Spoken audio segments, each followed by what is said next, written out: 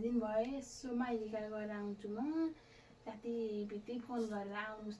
त भनेको भने गरी चाहिँ यसो गएर आउँछु है बाबु हस् आमा जानुहोस् फोन गर्नु होला म लिन आउँछु नि गरे भाइ मलाई फोन गर्न आउनु पर्यो तिमीले फोन हाने म आउँछु साँझसम्म हस्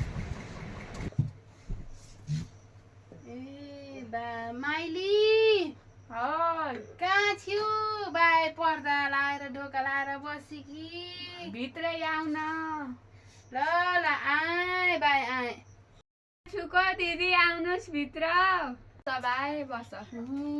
भरै बाई माइली आजकल त हाम्रो घरतिर नि आउने हो यस्तो बत्ती काटेर बस्ने एकछिन दिनभरि भरे कति लाख बाल्यो त बत्ती बाल्ने हो के गर्ने हो र यति घर पूजा गर्नलाई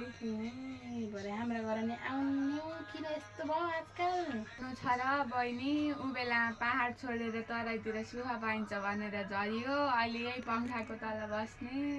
भरे हेर्नुहोस् त बाबी त्यही पनि ताता हावा फाल्छन् जाति बित्ति कुरा नगर्नुहोस् यति घुमघाडिया बस्न पर्यो बाई बाहिर निक्लिन नि सकिन्नन् त्यही भएर आउने हिँड्छु को माइली तिमी त साँच्यौ त अब माइली अब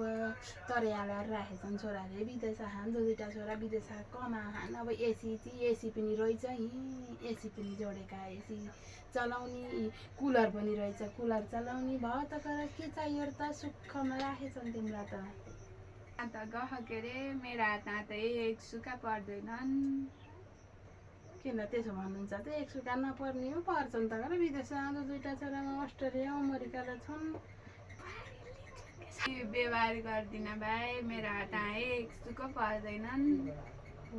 त्यस्तो भन्नुहुन्छ गएर कुन्नी भाइ विदेश छन् भन्ने दुईवटा छोरा हाम्रा झन् विदेश आनी गएन नि यही नेपालमा बसेर केही जात गर्न सकेनन् भाइ मैले विदेशमा गएर पनि केही गर्न सकेका छैनन् यत्रो बङ्गला बनाएछन् हाम्रो त यत्रै छ झुप्रो जस्तो दुईवटा कोठासितको घर छ यो माइली जति भए नि नहुने छैन भन्छ उहाँ गाउँ काट्छ मैले कुरा काट्छ नि कति पैसा समाइदिएँ माइलीले विदेश आएछन् भन्छ जतिखेर छैन भनेर जाने भाइ भरे यसो गफ